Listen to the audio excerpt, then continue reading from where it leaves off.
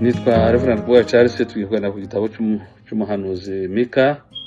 Kiri mu bitabo by'abahanuzi. Mika ari mu bahanuzi bagera muri 12 bo mu isezerano rya kera. Iki gitabo Mika ibyo yavugaga mu bintu bitandukanye. Yavuga cyane ku binyoma byari muri Yerusalemu, ruswa yari hari, akarengane kakorerwaga batishoboye, guhanura ndetse no kurimbuka kwa Yerusalemu.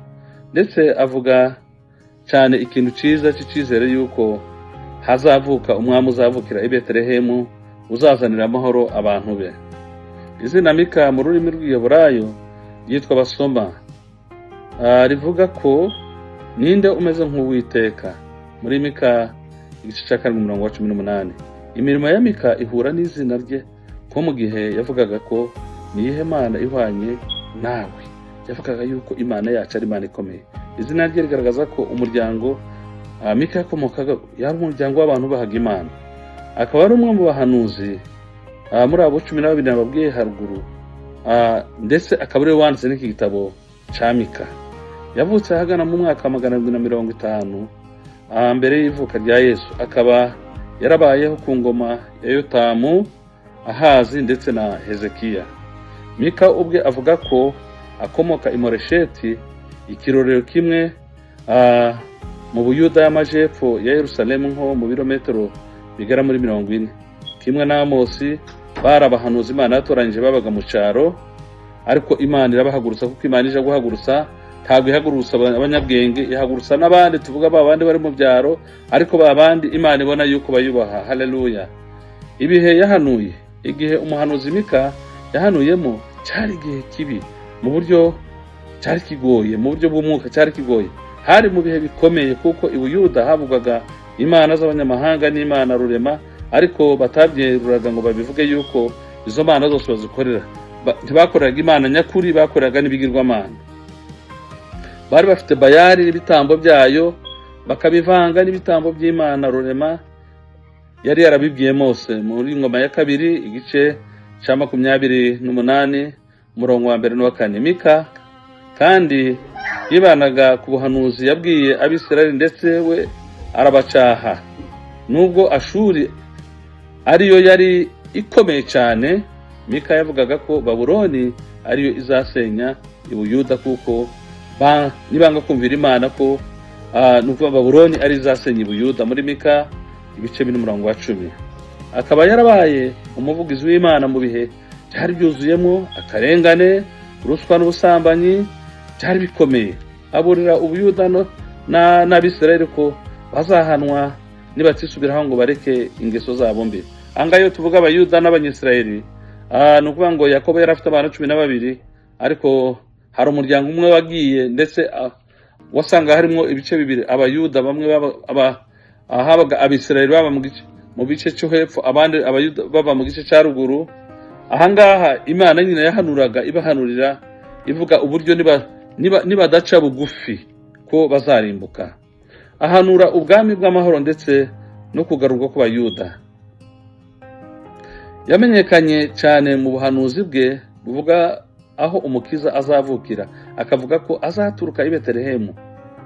Nicyo gituma azabatanga kugeza igihe uri kunda azabyarira, kandi abasigaye muri bene se bazagarukira Abisirayeli.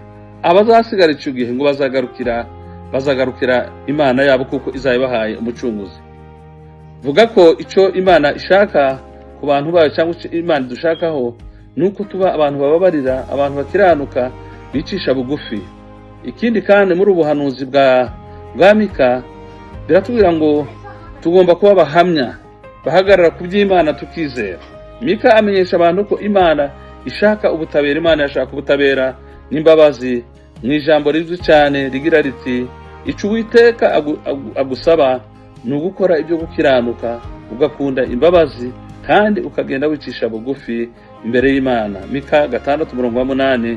Yewe mwana w'umuntu we, yakweretse icyiza cyari cyo.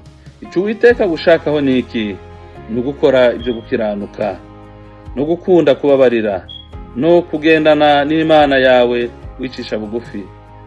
yagiriraga ishaka abakene, akabavugira, anenga abakire n'abatware bicisha rubanda inzara ndetse n'akarengane. Mika yari umuhanuzi w'Imana, yarwanyije akarengane. Yari umuntu w'Imana, umuntu w'Imana arwanya akarengane.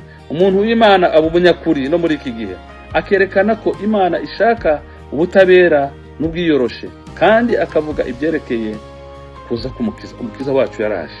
Ibyo Mika yavuze byarasohoye. Igitabo cy'umuhanuzi Mika kitwigisha gukiranuka, kugira ubutabera n'imbabazi z'Imana. Ibyo nibyo bikubiyemo ubutumwa bw'ingenzi bw'iki gitabo cya Mika.